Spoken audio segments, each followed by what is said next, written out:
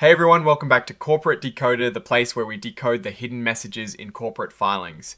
Today we're looking at Synchrony Financial, and let's just say their latest report is giving us a peek behind the curtain of their everyday operations. So Synchrony Financial, a company many of us interact with through credit cards and loyalty programs, has filed a Form 8. Now this isn't their annual report or a quarterly update filled with massive financial statements. Instead, it is a current report, and this one is mostly about providing some updated statistics on their customer accounts. Think of it as a snapshot for the month of November and the 12 months leading up to it. Beyond the date of the filing itself, the 9th of December 2025, and the fact that it is Synchrony Financial, we see some basic identifiers there in Corporation State Delaware, their file number and their employer identification number. It also lists the company's key securities registered on exchanges like the New York Stock Exchange. This includes their common stock, the symbol for which is SIF, and then two preferred stocks, Series A and Series B, with symbols SIFBRA and SIFBRB, respectively. While this is necessary information for regulatory purposes, it doesn't tell us much about the company's performance. The real meat of this filing is in Exhibit 99.1. This is where Synchrony is sharing its monthly charge-off and delinquency statistics. What does that mean in plain English? It means they are telling us how many customers are falling behind on their payments and how many accounts they are basically writing off as unrecoverable. This gives us a look at the health of their loan portfolio and by extension the financial well-being of their many customers. They are providing this information for the 13 months that ended on the 30th of November 2025.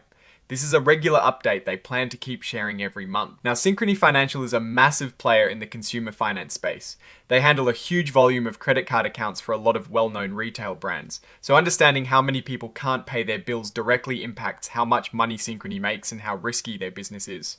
If you see a lot of defaults, it is a sign that people are struggling financially and that puts a strain on companies like Synchrony. Conversely, if delinquencies are low in charge, offs are minimal, it suggests consumers are generally managing their debts well, and the company's lending practices are sound. While this specific report doesn't give us profit and loss figures, it is a crucial leading indicator. Think about it this way: if someone is struggling to pay their credit card bill, that is a problem for Synchrony because they might not get their money back. If too many people are in that situation, it can significantly hurt the company's bottom line and even affect its ability to operate. They're showing us data for their common stock and their preferred stock Series A and Series B. So they are tracking the health across different parts of their business operations. This filing essentially tells us that Synchrony is being transparent about its credit risk. In the world of finance, especially with consumer debt, this is a big deal.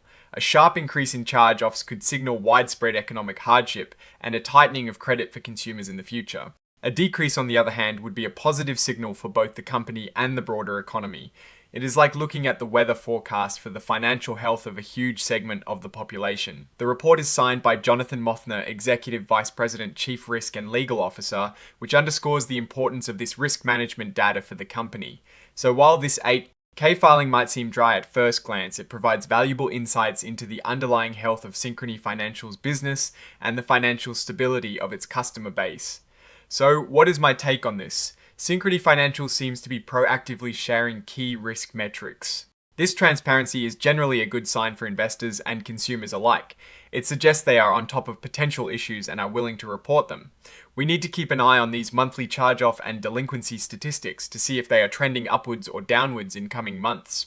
A consistent downward trend would be very positive, indicating a healthy consumer and a well-managed loan book for Synchrony. Conversely, any spike would warrant closer scrutiny of economic conditions and Synchrony's lending policies. Right now, they are simply providing the data, so the next step is to see how it evolves. Alright, that is our breakdown of Synchrony Financial's latest filing. What is your take on these numbers and what they signal for the company's future? Drop your thoughts in the comments. If this analysis was valuable, hitting that like button really helps, and subscribe for more deep dives. Don't forget to check out the Discord in the description. Thanks for watching. See you next time.